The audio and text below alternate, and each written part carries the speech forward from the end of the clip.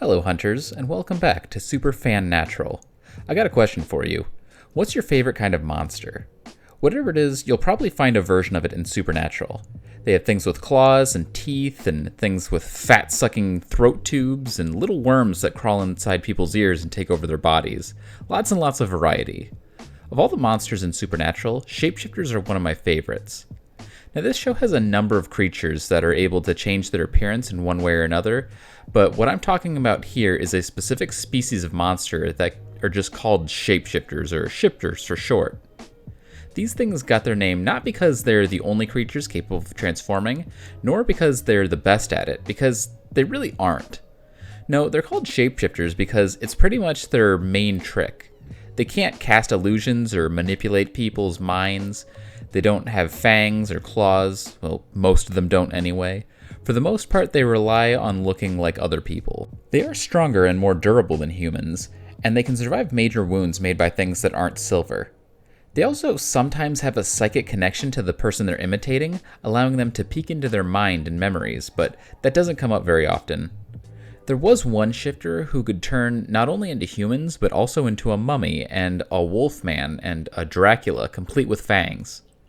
We never see another shifter do anything like this, so it's unclear if he's got something special going on or what, though he did use props and costumes in his antics, so maybe the fangs and wolf hair are fake. We don't know because we never saw him transform. When we do see shifters change, it's quite the sight. Some creatures can just kind of morph into a new form, but not shapeshifters. They undergo a process in which their bones and muscles move and reshape inside them, and their hair and teeth and nails are pushed out and replaced, and finally, they rip off the outer layer of skin to reveal their new form underneath. I love it. It's awesome and horrific at the same time. There were a few cases of shifters who could just blur into a new form, but these were dumb and unexplained with one exception, that being the alpha shifter. He's the very first shapeshifter from whom all others descend, so I can buy that he would have some extra power. Like the other alphas, he was created by Eve, a mysterious creature who also created vampires and werewolves and Jinn and many, many more. Since shifters are descendants of the mother of monsters, they are, well, true monsters, meaning that when they die, their souls will end up in purgatory, regardless of how they live their lives. If you want more information about how that's really messed up, there's a video on my other channel that I'll link in the description. Shifters may share ancestry with other monsters, but there are a few things that really distinguish them from most of their cousin species. The first thing that really stands out, aside from the transforming, is that unlike most other monsters, shifters don't seem to feed on humans in any way. Like most monsters feed on human blood or brains or hearts, there's even ones that eat fat and corpses and love, but we've never seen shifters do anything like that. They still kill people, just not for food. In fact, pretty much every shifter we've seen has had a different motive, which is one of the reasons I find them so interesting. The only potential hint that shifters do feed on people, or at least some of them do, came in Season 7, when the Leviathan Edgar was talking about the food additive that makes humans toxic to vampires. Our additive kills the wolves, too. The shifters and those disgusting little things that eat corpses. Anything with a taste for human. Except us. Yeah, that's pretty damning, but it's possible that he included shifters because they're affected by the additive, and since we do see that shifters eat regular food, they would still probably be wiped out. I don't know, maybe some do, but we never see or hear about shifters eating people. Another thing that separates shifters from certain monsters is that they don't reproduce by infecting and turning humans. Instead, they reproduce by banging humans, which results in a baby that's also a shifter. This isn't completely unique to shifters. In fact, infectors seem to be the minority of monsters. However, very few can reproduce with humans instead of their own kind. This has led some fans to theorize that the reason some shifters can do things that others can't could have to do with the amount of human and monster DNA they possess. Like, maybe the further you get from the 100% pure alpha shifter, the more diluted the monster DNA is, and thus the more limited their abilities. We see a similar phenomenon with werewolves, in that the first few generations out from the alpha have much more control over their powers, but as you get more and more generations of infection, the lycanthropy becomes less manageable and more of a curse. In fact, the Alpha Shifter himself could be considered a diluted, weaker version of his mother Eve and her relatives, the Leviathans. After all, they could also shapeshift instantly without shedding, but that wasn't their only trick. Shifters do have one advantage over their ancestors, that being the fact that they don't need to sample a person's DNA in order to mimic them.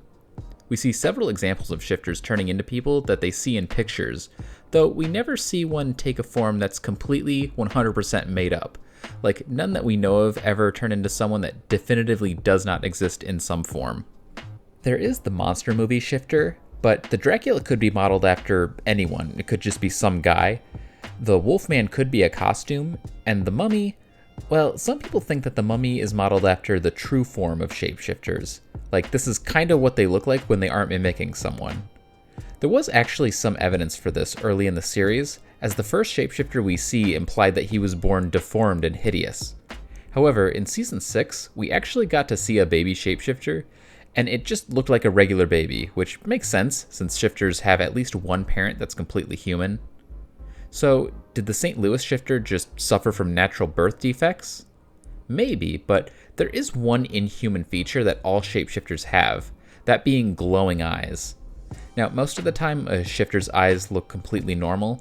However, if you see one on a camera, or you flash bright light in their eyes, you'll see their eyes glow in a way that's definitely not normal.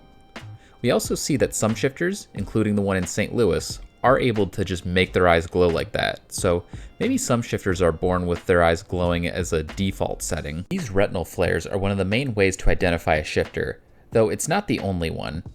Dogs can somehow detect the presence of a shifter, and they really don't like it, so if they sense one, they'll start barking like crazy.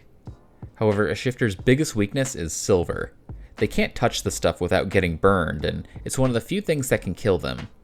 The alpha was also susceptible to iridium, which sounds fake, but is actually real.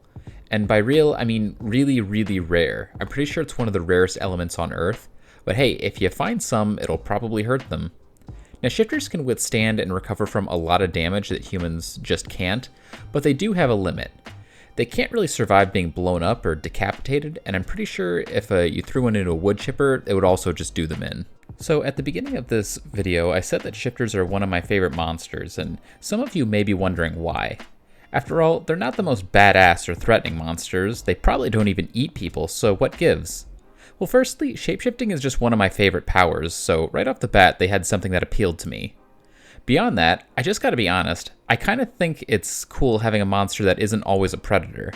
Don't get me wrong, I love seeing people get eaten. It's one of my favorite pastimes.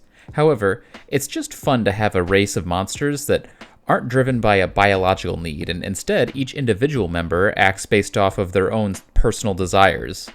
Like, vampires are scary, sure, but at a certain point they become just a little less interesting because almost all of them want one of two things: to eat people or to make more vampires. By contrast, shifters are like a box of chocolates. You never know what you're gonna get. They could be a bank robber or a therapist, a serial killer or an obsessed stalker. The options are plentiful.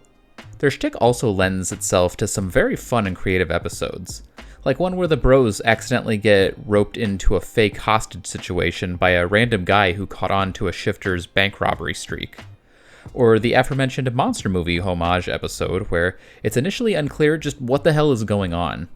Even later seasons have some fun shifter plots. They're just a cool monster that requires more thought than just fighting and stabbing. But hey, that's just my thoughts on the matter. Let me know if I shaped or shifted your opinion by leaving me some sweet, sexy engagement.